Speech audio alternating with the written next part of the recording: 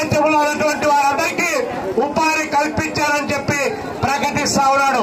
ప్రపంచంలో ఉన్నటువంటి జనాభాలో భారతదేశంలో ఉన్నటువంటి యువత ఈ దేశంలో అత్యధిక శాతం యువత ఉంటే అలాంటి యువ శక్తిని ఈ దేశ ఆర్థిక అభివృద్ధిలో భాగస్వాములు చేయడానికి ఈ దేశ ప్రధానమంత్రి దగ్గర సరైనటువంటి ప్రణాళిక లేకుండా పోయింది.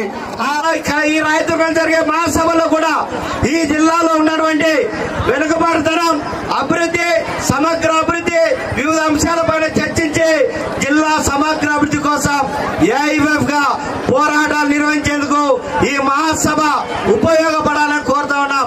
అందుకోసమే మిత్రులారా, మీరందరూ కూడా చదువుకోవాలి, బాగా చదువుకొని మంచి ఉద్యోగాలు కావాలి.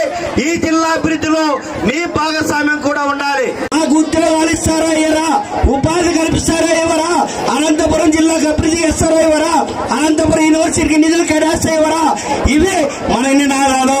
అందరా వాళ్ళు హిందువులు కాదా, లేకపోతే ఇతరులు ఉన్నటువంటి నిమ్న జాతి కులాల వారికి రాణిస్తా ఉన్నారా? మరి మీరు హిందూ మతం, హైందవ మతం అని చెప్పి ఎలా చెబుతారు?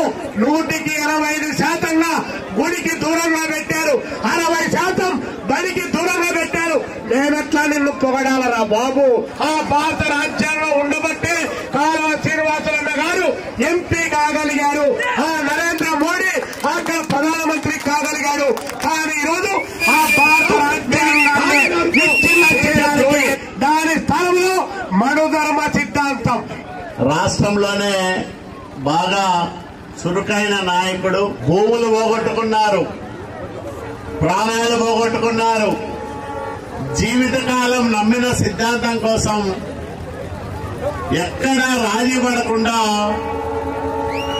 పోరాడి అసూలు బాసిన వేలాది మందికి పుట్టినిల్లు కమ్యూనిస్ట్ పార్టీ. ఆర్ఎస్ఎస్ విధానాన్ని ఓడించాలి, భారతీయ జనతా పార్టీలో ఓడించాలి. Com hero high. వాళ్ళు మాట్లాడుతూ ఉన్నాం, ఎవరు హీరో, నిజమైన హీరో ఎవరు? సినిమాలో నటించేవారు హీరోనా? ఇవాళ రెమ్యునరేషన్ లేతే ఇవాళ కోట్ల రూపాయలు తీసుకుంటా ఉన్నారు. 100 కోట్ల నుంచి 300 కోట్ల వరకు రెమ్యునరేషన్ తీసుకున్నటువంటి వారు హీరోనా నేను అంటా ఉన్నా. రియల్ హీరో ఎవరు? ఇవాళ మన కన్న తల్లిలో కన్న తండ్రి మనం పెంచి పెద్ద చేసినటువంటి వారు, మనం చదివిస్తున్నటువంటి వారు, వాళ్ళే రియల్ హీరోలు. అందుకే తల్లిదండ్రులు కాళ్ళు మొక్కాలి. ఇవాళ మనం ఈ సమాజం మార్పు కోసం పనిచేయాలి.